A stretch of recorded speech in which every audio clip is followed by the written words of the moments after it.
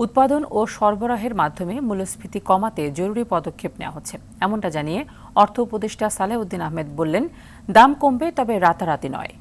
সচিবালয়ে বৈঠক শেষে অর্থ উপদেষ্টা আরও জানিয়েছেন, অর্থ আত্মসাৎকারী ও দুর্নীতিবাজদের বিরুদ্ধে ব্যবস্থা চলমান থাকবে।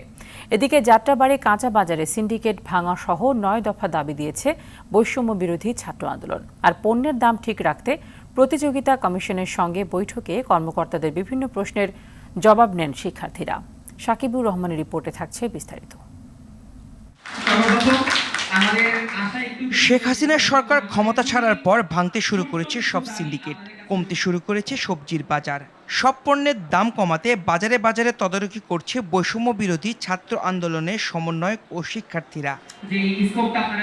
যাত্রাবাড়ী কাঁচা বাজার পরিচালনার ক্ষেত্রে আড়তে পূর্বের সব সিন্ডিকেট ভেঙে সকল প্রকার চাঁদাবাজি বন্ধ সহ 9 দফা দাবি জানিয়েছে বৈষম্য বিরোধী ছাত্র সমাজ।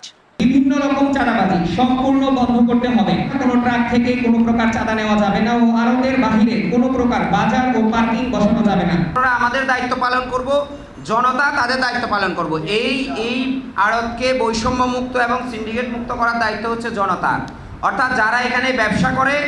এছাড়াও বাজারে পণ্যের দাম ঠিক রাখতে প্রতিযোগিতা কমিশনের সঙ্গে বৈঠক করে কোটা সংস্কার আন্দোলনের সমন্বয়ক সহ শিক্ষার্থীরা।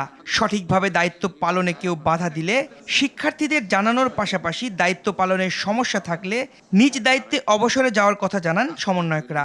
এই পরিবর্তিত পরিস্থিতিতে এই সংস্কারমূলক কার্যক্রমে অন্তর্ভুক্ত করতে চান, ছাত্র জনতার সাথে কাজ করতে চান, আপনি নিজের জায়গাটা উন্মুক্ত করেন।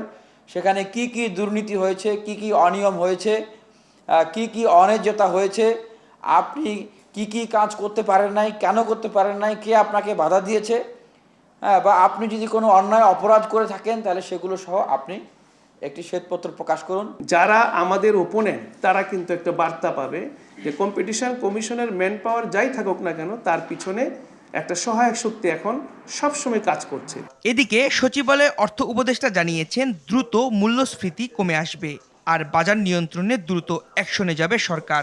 পদক্ষেপগুলি নিচ্ছি, যারা সংশ্লিষ্ট যারা আছেন তারা অতি দ্রুত ব্যবস্থাটা নেবেন এবং প্র্যাকটিক্যাল। আমাদের আর কোনো এজেন্ডা নাই যে কাকে কি করব, কাকে ধরবো, কাকে ইস্যু করবো, কোনো কিছু না। আমরা একদম আপনাদের জন্য, সবার জন্য আমরা যতটা সময় আমাদের কষ্টের লাঘব করা, মূল্যস্ফীতি যাতে এফেক্ট হয় একেবারে শিগগির বলতে আবার বলে না কালকে মৌলভীবাজারে যাবেন, দাম কমে, সেটা বলবেন না।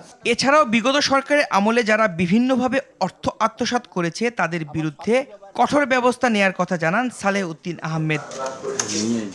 সাকিবুর রহমান, RTV, ঢাকা।